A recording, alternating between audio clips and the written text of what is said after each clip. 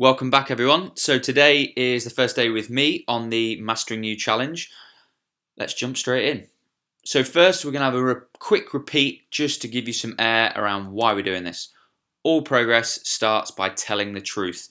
As Matt brought up on day one, that is what we're really looking for. We're looking to peel back the layers to get you to the truth of why we do certain things, why we do have these patterns of unresourceful behavior and resourceful behavior. We've already looked at certain things which we want to stop doing, and then all the good stuff we looked at yesterday. And today we're going to take that a little bit deeper, keeping it as simple as possible, but getting you to answer those questions, getting you to master you.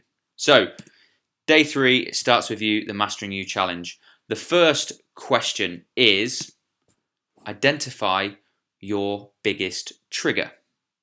So what we mean by that is day 1, we went through that process of looking at what causes you the most stress, anxiety, overwhelm. Just by identifying that, that's huge. That's a great step forward. And yesterday we went into the things that we do really well and trying to work them together. So today we're identifying what your biggest trigger is for falling into those unresourceful patterns of behavior. So a really good one for me is it tends to be a comparison. So let's say we're starting a big new work project and I happen to flick onto Instagram and I see someone who is already doing something similar, and they've got this big audience, they're doing something really great already, and automatically my brain starts to go, well, what's the point? You're never going to get there, it's too much. And within about 30 seconds I can build up all this threat, and it's like, oh my god, why? And that was a constant trigger that kept happening to me. So I had to go in and identify that, and then almost retrain myself to now when I see that comparison, it gives me this massive surge of energy because I know I've got to get out there and do my best. Because if I let that take over, I stay in exactly the same place. But can I actually combat that and move forward in spite of it and use it as a sense of inspiration as a point instead of a point of getting demotivated? So another really popular one that I hear with clients all the time is a trigger or a pattern at work.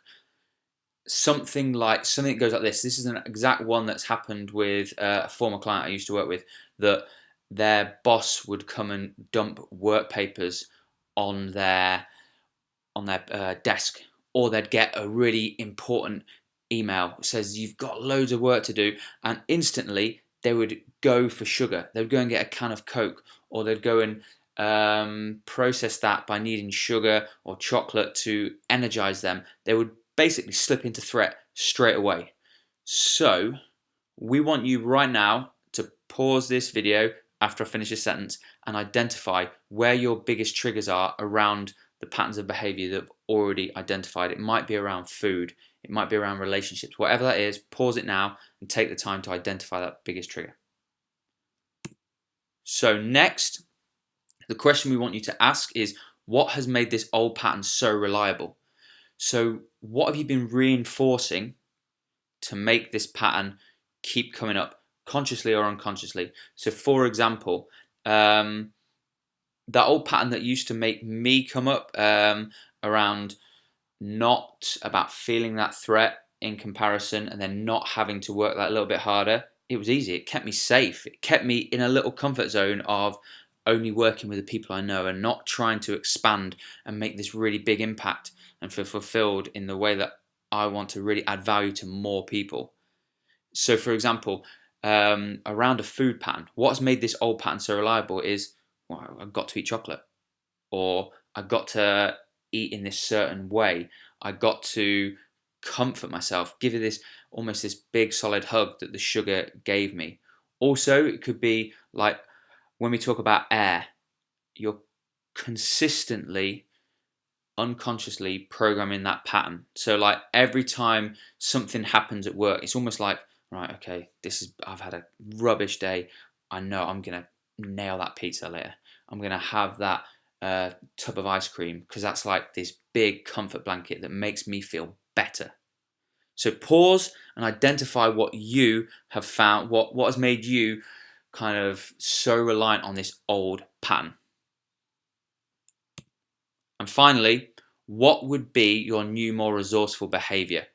So Again, I've already given a lot of examples, so I don't want to create any more negative bias, but what would be a more resourceful pattern when you catch that trigger? So you've identified it. So I guarantee now you've identified it. Next time this happens, you'll identify it so much quicker. So one last example. Now, so I repatterned when because it still happens, by the way, every day. I get this comparison. I think, oh, I'm never going to get there.